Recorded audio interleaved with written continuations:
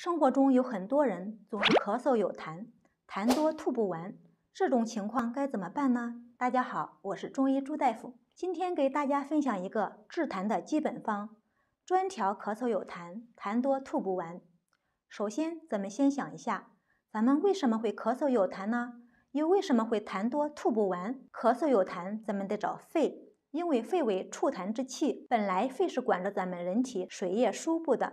咱们想一下，如果咱们感冒了，感冒就会导致肺湿宣降了，人体的水液就不能及时的输送到全身我们需要的地方，就会出现湿气，湿气聚起来就会形成痰，也就是为什么会咳嗽有痰了。接着咱们再想，痰多吐不完是什么原因呢？就是因为生痰的源头还在啊。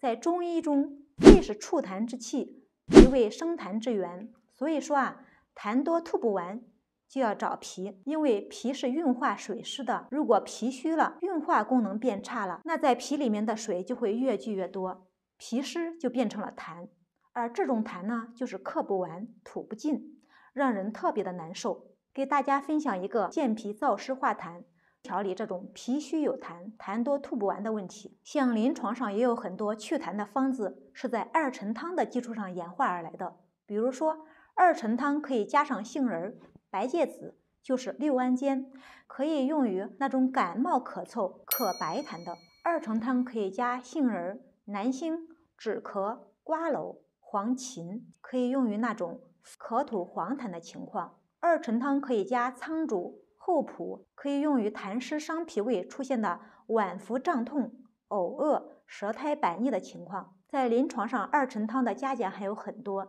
我们需要结合个人的情况来辩证加减。